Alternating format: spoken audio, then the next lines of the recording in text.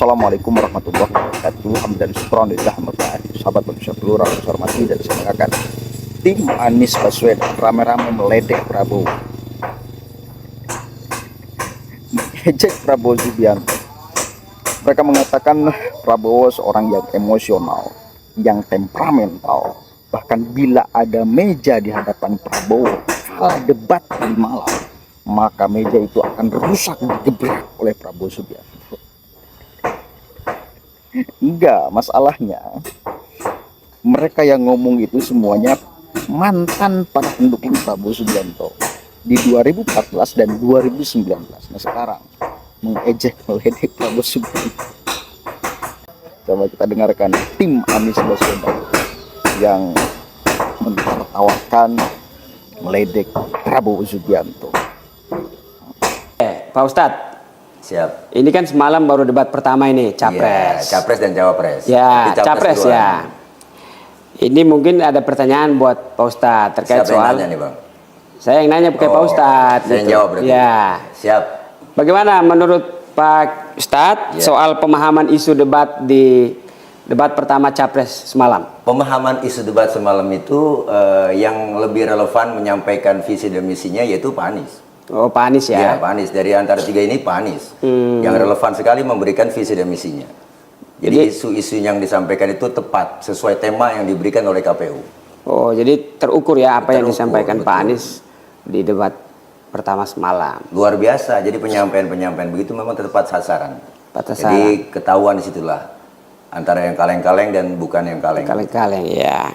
Kemudian kalau soal penguasaan debat semalam, menurut Ustadz kira-kira siapa dari ketiga itu? Penguasaan debat itu yang menguasai daripada tema yang telah diberikan dan disampaikan oleh KPU itu ya Pak Anies.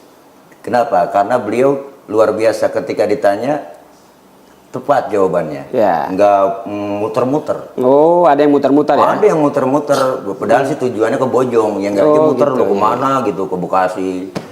Oh, siap. Ada yang muter-muter jawaban dan nggak tepat, ada jawaban yang nggak relevan gitu. Jadi Pak Anies sangat menguasai tema yang semalam tentang HAM, terutama kan ya soal pemerintahan, kemudian juga korupsi. Ya. Nah, ini kan disampaikan sama beliau, bahkan beliau itu ketika menyampaikan tepat dengan poin-poin yang diberikan. Ya. Artinya solusi yang ada dengan per poin. Poin 1, poin 2, poin 3 jelas semua. Jadi setiap masalah yang beliau jabarkan pasti beliau menyiapin solusinya. Dan pasti tepat dengan waktu yang diberikan. Iya. Tidak kurang, tidak lebih, pas. Ya, berarti secara penguasaan beliau lebih Penguasaan beliau hebat lebih dari hebat dan lebih spesifikasi. Iya. Spesifik luar biasa penyampaian itu. Nah, ini yang terakhir nih Pak Ustadz. Apa tuh? Bagaimana Ustadz melihat ketiga orang ini, ketiga capres ini dari sisi kualitasnya mereka? Nah, tiga ini terlihat dari kualitas dan juga kriteria, Bang. Ya. 01, 02, dan 03. 02 gitu kita lihat yang keluar bukan pemikiran, tapi Nggak ada gagasan ya? tapi emosi. Lebih cenderung ke emosional. Emosionalnya luar biasa. Untung nggak ada mimbar. Kalau ada mimbar habis digebrak-gebrak. Oh, temperamennya bisa keluar bisa bisa. jadi karena memang udah karakter susah. Iya. Yang kedua adalah nomor 3. Nomor 3. Pak Ganjar itu lebih, ya menurut saya mah sebagai motivator lah. Oh. Iya. Dan yang ketiga sebagai pemikir. Jadi siapa? Agak nomor 1? normatif ya dia dalam Normatif. menjawab. Jadi kalau nomor 1 tuh pemikir, jelas ketahuan di situ. Jadi bukan berarti kami sebagai pemenangan dan tim sebagai pendukung, bukan berarti kita, tapi jelas ini realita. Dan banyak netizen yang komentar juga banyak semuanya itu kelihatan siapa di situ yang terbaik. Bahkan polling beliau itu setelah tinggi setelah debat itu. Ya, di TV1 kan kurang lebih 50 sampai 50,30%. Wah, luar biasa kan? Iya. Nah, berarti secara kualitas Pak Anies yang paling Pak Anies yang nomor top 1 ya. karena Paling memang top. sudah terbiasa, Bang, dengan kumpul debat, bahkan seminar-seminar, forum-forum seperti itu ya. Nasional bahkan internasional, beliau udah go internasional, bukan luar lagi di biasa karena nasional. Tidak lain udah buat teman-teman kita yakinkan diri kita bahwa kita butuh pemimpin yang seperti beliau. Ya. Dengan gayanya, kecerdasannya, dan pemikiran-pemikiran serta ide-ide yang keluar dari beliau itu sangat brilian, luar biasa. Mantap. Oke, terima kasih Pak Ustadz Mantap. atas ulasan singkat tapi berisi, soal debat pertama semalam. Terima kasih Pak Ustadz. Terima kasih sama-sama, Ya, Bang oke. Muhram. Sukses, pokoknya. Amin aja dulu. Berkah. Oke. Nah, mereka semua itu mantan pendukung Prabowo. Rata-rata pendukung Anies sekarang itu kan mantan pendukung Prabowo. Di 2014 dan 2019.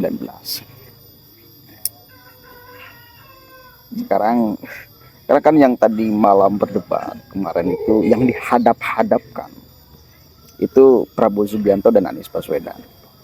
Dan memang ramai di TikTok tuh dihadap-hadapkan.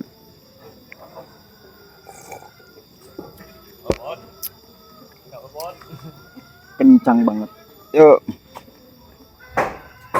Kencang banget karena ributnya. Tetapi yang perlu dicatat sama-sama, boleh Anies itu dikatakan sebagai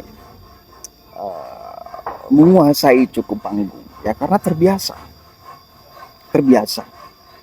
yang namanya akademisi, yang namanya mantan rektor ya pasti seperti itu, bisa menguasai perdebatan ya nggak jauh beda dengan Rocky lah.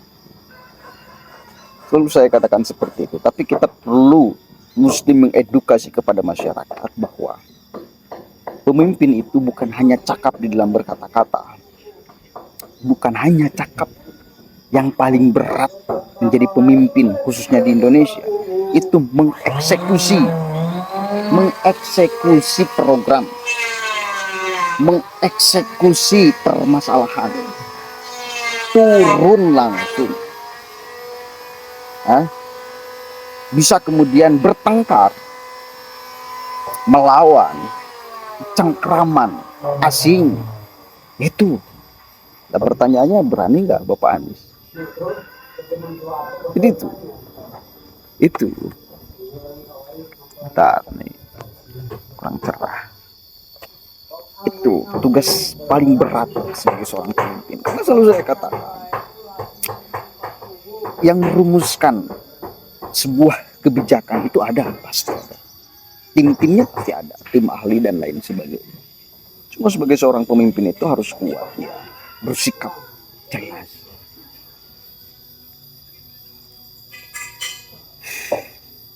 Syukur-syukur kalau cakap di dalam berbicara, juga pandai di dalam mengeksekusi persoalan, tidak gentar menghadapi siapapun. Syukur-syukur kalau itu seperti itu. Tapi ya, Anies itu kebanyakan teori. Pantasnya menjadi motivator. Itu Anies. Pantasnya menjadi seorang dosen itu saja. Itu Anies. Cuma di dalam praktek seringkali keliru. Contoh satu, sumur resapan yang dibuat oleh Anies ketika menjadi gubernur DKI Jakarta, efektif atau tidak?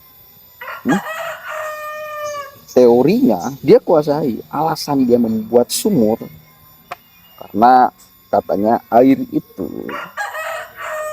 ketika jatuh itu harus dimasukkan ke dalam tanah. Itu teori dasarnya. Bukan dialirkan pakai gorong-gorong, tapi harus diresapkan, dimasukkan ke dalam tanah. Tuan, masuk akal nggak? Masuk akal. Kembali masuk akal. Nah pertanyaannya, ini kalau air seember mungkin bisa. Kalau airnya banyak, ini bagaimana? Kan harus ada pembantu. Hanya dengan dimasukkan ke dalam tanah juga harus dialirkan lewat gorong-gorong besar. Karena faktanya ketika hanya membuat gorong-gorong besar, ketika hanya membuat sumber resapan, kan nggak efektif. Banjir tetap ada kan. Bahkan justru cenderung sumur itu yang dibuat oleh Anies dulu membuat jalan rusak, membuat orang lain celaka. Ada kan? Foto-fotonya ada kan? Fakta-fakta itu ada kan? Itu. Makanya secanggih apapun teori, bila dihadapkan dengan fakta bahwa teori itu tidak tepat, ya faktanya merusak. Ya faktanya membuat orang lain celaka, itu fakta. Dan teori Dan faktanya banjir. Artinya teori itu yang dikuasai oleh Anies, yang diucapkan oleh Anies, yang dipraktekkan oleh Anies, nol secara fakta bisa menyelesaikan persoalan. Bahkan menambah persoalan. Jalan rusak dan lain sebagainya, orang lain celaka dan lain sebagainya. Boleh kita terpukau melihat mendengarkan teori yang Anies katakan, tapi ketika dipraktekkan, oh ternyata bukan menyelesaikan persoalan, tapi menambah persoalan. Itu soal kebijakan. Itu soal kebijakan. Belum kita berbicara tentang ideologi. Siap. Anies Baswedan. Praktek politik Anies Baswedan, jembatan politik Anies Baswedan yang membolehkan masyarakat pecah belah di bawah gara-gara politik identitas para pendukungnya yang dibiarkan oleh Anies, dan Anies menari di atas itu semua. Begitu loh, itu maksudnya. Ini kecelakaan Anies. Betul. Kembali lagi, kita harus sadar sebagai masyarakat bahwa pada akhirnya muaranya di kepentingan politik, ya. Karena kan dulu itu Prabowo dipersepsikan sebagai perwakilan umat Islam hasil istimewa ulama, dipuja dan dipuji dulu, dan sekarang diinjak-injak di Prabowo, direndahkan di Prabowo. Dan ini bahayanya ketika agama mencoba dimasukkan ke ruang politik yang penuh dengan kepentingan. Itu yang kita teriakan sedari dulu, dan ini yang diterapkan oleh mereka sekarang. Islah. Jangan ini ya, jangan terlalu kaku menghadapi politik. Sampai ini, jangan dimasukkan ke dalam hati itu politik, oke? Maaf nih, lagi pekerjaan rumah, saya lagi nongkrong. Mudah-mudahan cepat selesai. Lagi membangun istana, bukan open donasi. Nah, santai aja lah, lagi santai ngopi di depan rumah sambil finishing. Mudah-mudahan cepat selesai di hutan, ya, bangun rumahnya di hutan, biar enak tentram. Assalamualaikum warahmatullahi wabarakatuh.